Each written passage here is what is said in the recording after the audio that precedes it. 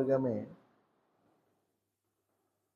सभी प्रशिक्षणार्थी का स्वागत करते हुए धम्म वर्ग की आज शुरुआत की जा रही है। आज का विषय है धम्म वृद्धि के लिए आवश्यक बातें।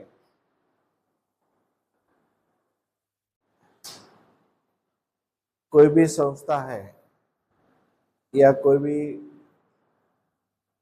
हम मंडल स्थापन करते हैं तो उसके लिए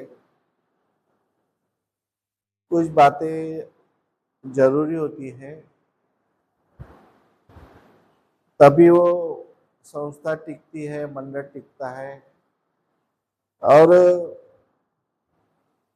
धम्म भी उसको टिकता है। इसलिए अभी हम धम्म की बातें कर रहे हैं कि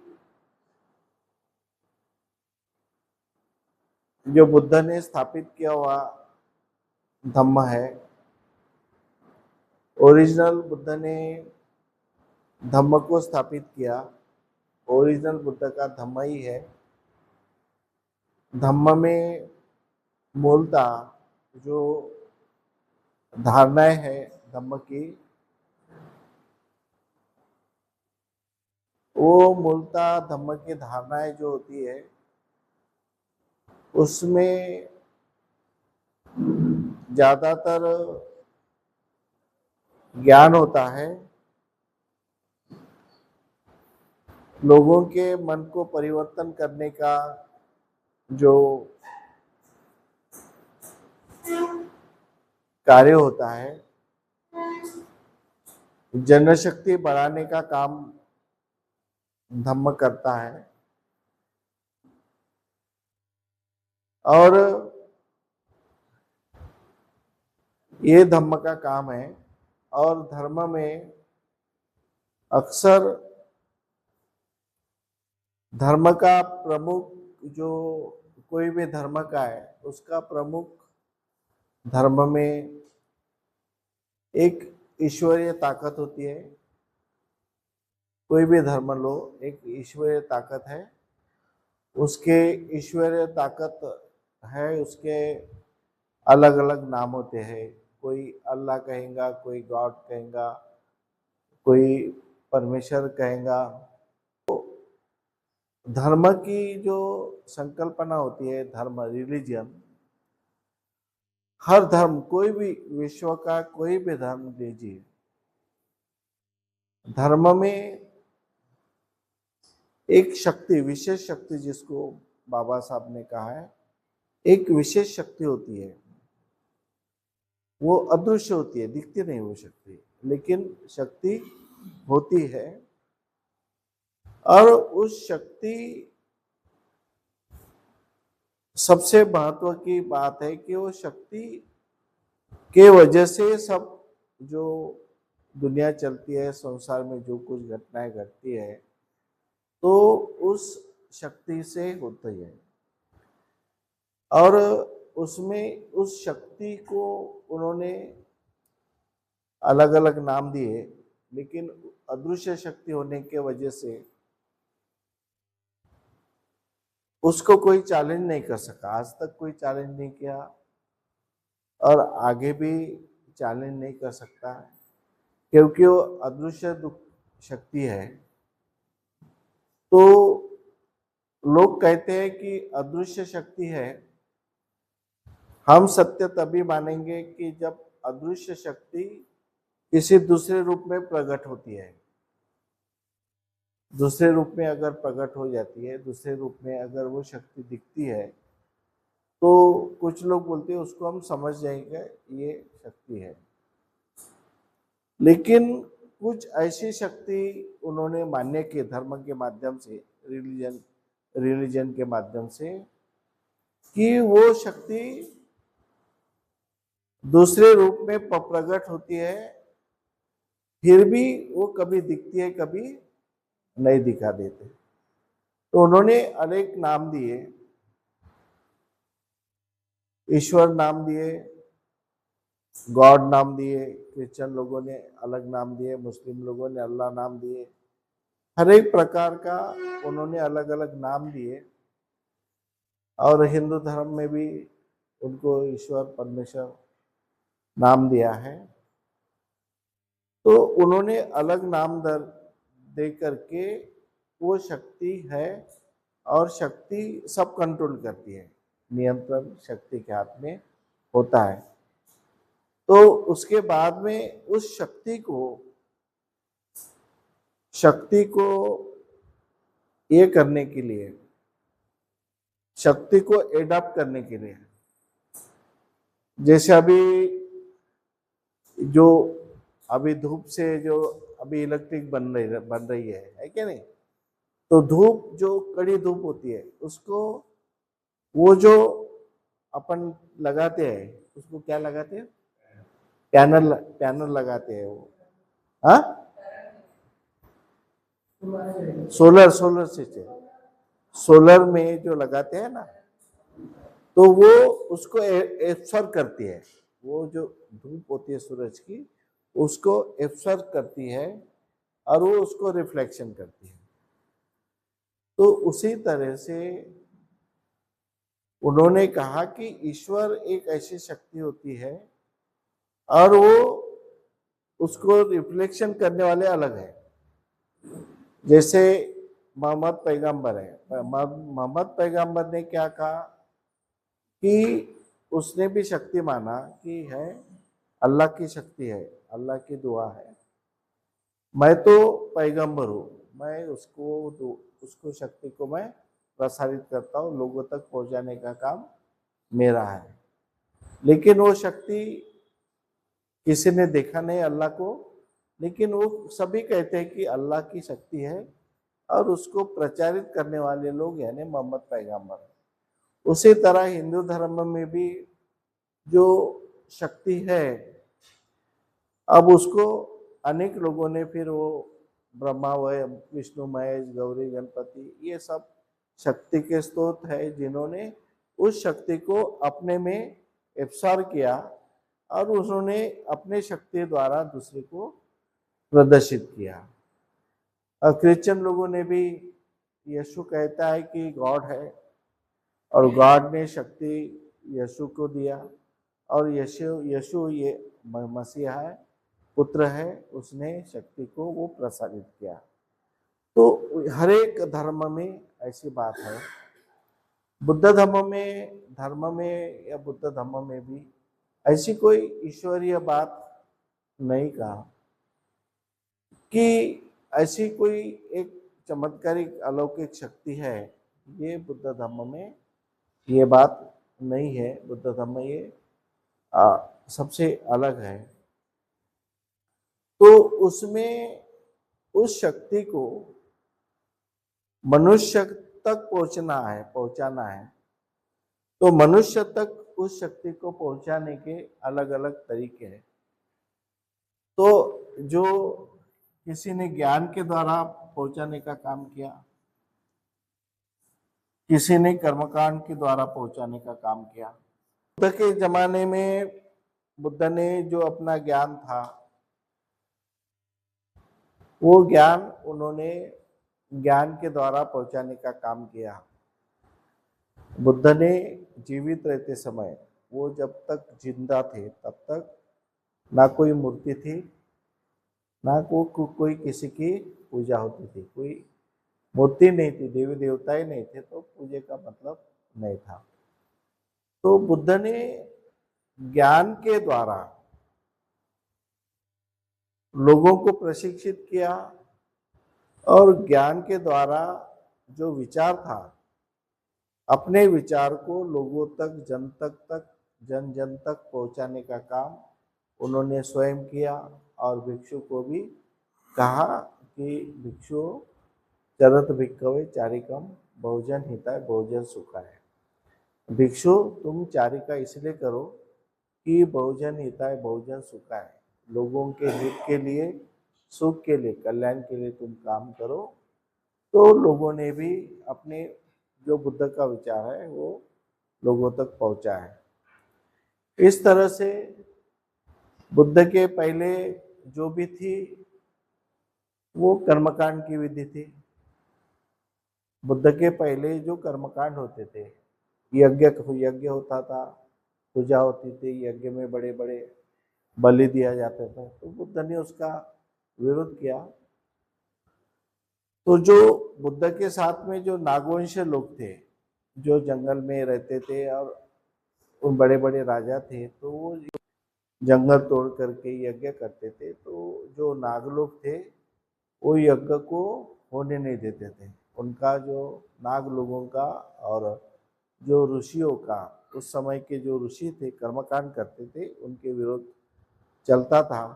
तो बुद्ध उसी विचार के थे कि ज्ञान से आगे बढ़ना चाहिए, कर्मकांडों से कोई मतलब नहीं है। कर्मकांड करने से ना किसी का भला हुआ, ना किसी का भला होने वाला नहीं है। ये तो एक श्रद्धा का भाग है। हम अपने घर में, बाबा साहब ने भी विधि का किताब लिखा, इसका मतलब है कि मनुष्य के लिए विधि जरूरी है। शादी लगाना है तो कोई ना कोई विधि होना चाहिए, गृह प्रवेश करना है तो कोई ना कोई विधि होना चाहिए, लेकिन उसको कर्मकांड का दर्जा नहीं देना चाहिए कि वो विधि नहीं करेंगे। कर्मकांड का दर्जा विधि को कब निर्माण होता है कि जब हम अपने नए घर में जाते हैं, तो किसी के मन में ये भाव निर्माण नहीं होना चाहिए कि अगर मैं कोई पूजा न करते हुए घर में गया तो मेरा नुकसान होने वाला है। ये बात उसके मन में कभी नहीं आना चाहिए। दूसरी बात, घर में जाने, गृह प्रवेश के जाने के पहले हम जो विधि करते हैं, पूजा करते हैं, उसमें ये नहीं समझना चाहिए कि मैंने गृह प्रवेश के लिए पूजा किया, भिक्षुओं को बुलाया, दान दिया, तो मेरे घर में सभी कुछ अच्छा होगा, कुछ गलत घटना हो ही नहीं सकती। ये भी नहीं करना है। जब ये बात दिमाग में आ जाती है तो वो विधि नहीं रहता, वो कर्मकांड होता है। जैसे शादी होती है, शादी में कुछ लोग मुहूर्त निकालते हैं। शादी में नहीं ज्योतिष के पास जाते हैं, मुहूर्त निकालते हैं, इस दिन हम शादी करेंगे तो अच्छा रहेगा। और फिर कुछ लोग बोलते कि नहीं हमारी शादी भिक्षु के हाथ से लगना चाहिए, उपासक नहीं लगा सकते। तो ये जो बातें हैं, विधि तो होता है, लेकिन जो हम शर्त लगाते हैं इससे कि इसी तारीख को, इसी मुहूर्त को अगर हम शादी करेंगे, लगाएंगे तो हमारा अच्छा होगा, अगर वो मुहूर्त निकल जाएगा तो हमारा कुछ बुरा होगा, तो वो आएगी बात कर्मकांडों में, वो आएंगी कर्मकांडों में। तो बाबा साहब ने विधि का कभी विरोध नहीं किया। बाबा साहब ने जो बोला कि जो कर्मकांड है, कि जो तुम्हारे में डर पैदा करने के लिए, जो कर्मकांड जितने भी है वो डर पैदा करने के लिए पैदा किसने किया? कि जो पुरोहित का काम करते हैं, जो पुरोहित का काम करते हैं, जैसे अभी भिक्षुओं में भी भिक्षु का भी काम करते हैं, पुरोहित का भी काम करते हैं। अभी बहुत से भिक्षु ने ये अभी शुरू किया कि मुझे भी बड़ा यानी दुख होता है कि नहीं, मैं बंगाल से आया हूँ, मैंने बंगाल की जादू सीखा, मैं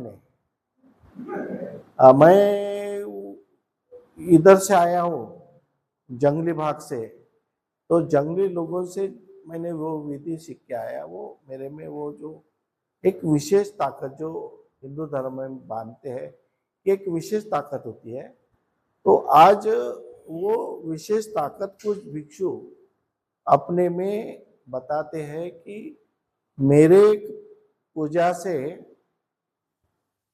उसके घर में पहले लड़का पास नहीं होता था, जैसे मेरी पूजा किया, कर्मकांड किया, मैंने परित्राण किया, उसका लड़का पास हो गया। यानी लड़का पास हो गया, अभ्यास करने से पास हो गया, लेकिन संबंध किससे दिया, जोड़ा उसने? कर्मकांड, पूजा से। तो इस तरह से बहुत से लोग आज ये कर रहे हैं कि मैंने सीख के आया, फिर वो पानी में कुछ मंत्र डालेंगे और वो बोलेंगे कि ये पानी पी लो, तुम्हारा कुछ अच्छा हो जाएगा, देर पेट दर्द है वो सब। पहले जैसे हमारे बचपन में भी बोलते थे, कोई गांव में एक आदमी रहता था जिसके आंग में आते थे, तो हमारे माँ बाप भी पहले देहातों में रहते थे, तो बोलते वो मंत्र भर के देता, पानी भर के देता, बोलते थे ना, पानी भर के देता, वो पानी वो पियो, तुम्हारा दर्द बंद हो जाएगा। इस तरह की बातें आज फिर से चालू हुई अपने बुद्ध धर्म में। फिर से जो कर्मकांड है वो फिर से शुरू हो गया है। इसलिए हमें आगे चल के जो आने वाला जो खतरा है वो खतरा काफी बढ़ गया है, काफी बढ़ गया है कि आगे जो इनका नियोजन है, ब्राह्मण लोगों का नियोजन कौन सा है कि बुद्ध ईश्वर नहीं मानते, अवतारवाद नहीं मानते, तो उनका जो विचार है, बुद्ध के परिनिर्वाण के बाद में जो भी अलग अलग पंथ हुए, उन पंथों ने बुद्ध को ईश्वर बनाने की कोशिश की है। आज पूरे भारत छोड़ के, इंडिया छोड़ करके बाबा साहब ने बुद्ध एंड धम्मा में लिखा है कि बुद्ध को ईश्वर ही समझते हैं, वो गॉड, यानी बुद्ध को वो गॉड में आज बैठे। तो वो बाहर देशों की जो फिलॉसफी है वो इंडिया में, भारत में इतने बड़े पैमाने पे आ रही है कि तुम्हारा अभी जो मूल है विचार है, वो मूल विचार आज जो विधि था, तो वो विधि कर्मकांडों में बदला करके आज एक प्रकार का शोषण करना शुरू हो गया है। बहुत बड़ा शोषण, आज इतना शोषण कि आज आपको पता नहीं चल रहा है कि पहले कम से कम अछूत थे, हमको गांव के बाहर रखा जाता था। आज हमारी मेहनत है, बाबा साहब की वजह से आज हमको सब कुछ मिला है। बाबा साहब अगर नहीं होते तो हमको कुछ नहीं मिलता था, क्योंकि हमारा जो नेतृत्व करने वाला कोई ना कोई होना चाहिए।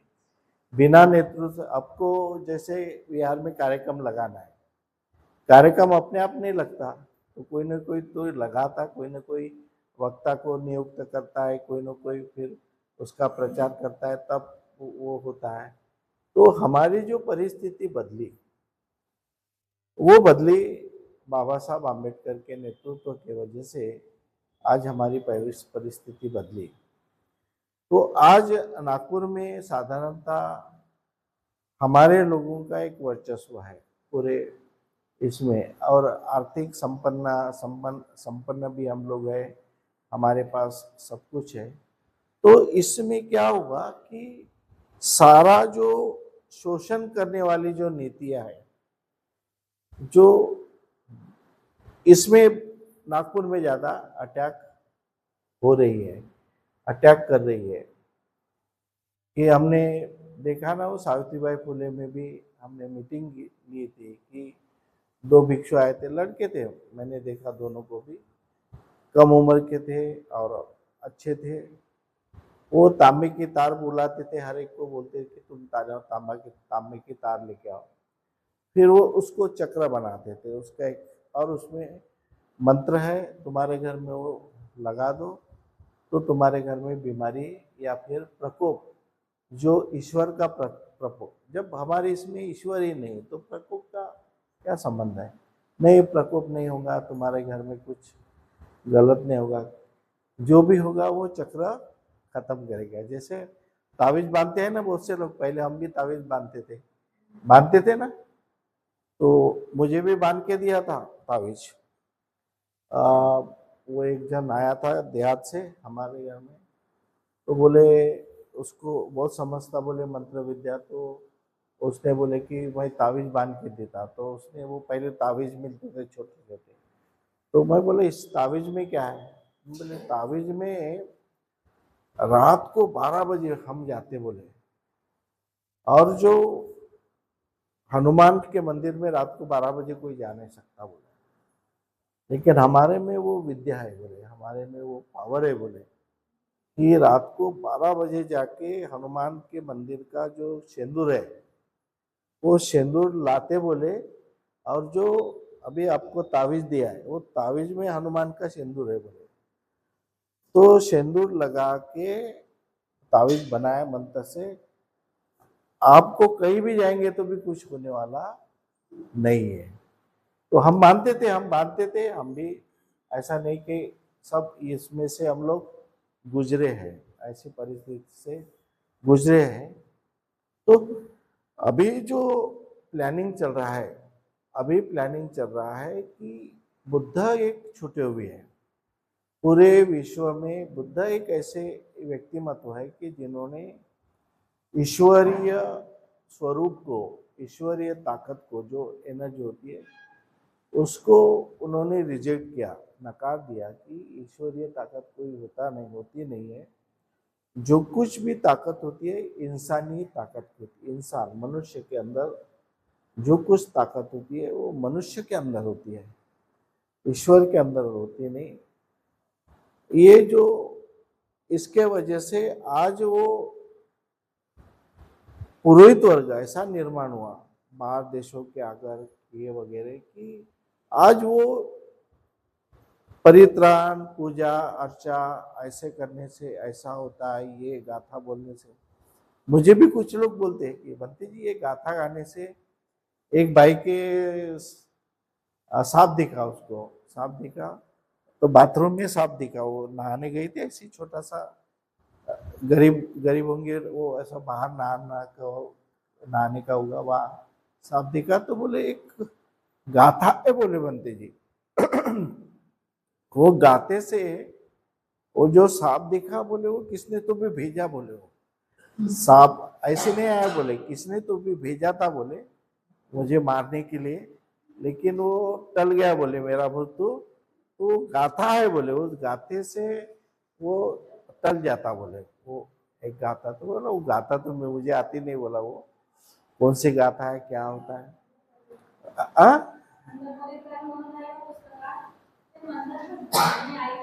हाँ तो वो अभी तो इसकी गाथा शुरू हो गई ना, वो कौन सा भिक्षु अपना कटोरा लेके, शिवली शिवली शिवली बुद्ध की भी गाथा शुरू हो गई। अभी वो क्या बोलते कि ये शिवली बुद्ध के जो उनके भिक्षा पात्र था, भिक्षा पात्र कभी खाली नहीं जाता। उसमें कितने भी लोगों को भिक्षा पात्र से दो तो भिक्षा पात्र में कहाँ से आता पता नहीं, लेकिन खाली नहीं होता था, वो भरा के भराए होता है। तो उन्होंने उसको आज पाली भाषा में मंत्र के रूप में तैयार किया और वो कहा कि शिवली भिक्षु की मूर्ति रखो घर में, और मैं शिवली भिक्षु का वो मंत्र कहूँगा तो आपके घर में अनाज के कभी कमी नहीं होगी। तो इस तरह से जो बातें हो रही है, तो मनुष्य का जो कर्म है, जो कार्य करने की क्षमता है, हम आज तक आगे आए, आज हमें जो कुछ मिला हमें कर्मकांड से नहीं मिला, हमारे मेहनत से मिला। हमारे घर में किसने तो भी मेहनत की, हमारे पूर्वजों ने मेहनत की, हमारे बाप दादाओं ने मेहनत की, तो उनका फल आज हमें मिल रहा है। हमें जो कुछ मिला वो मेहनत का फल है, कोई कर्मकांडों से किसी का फल नहीं मिलता, किसी को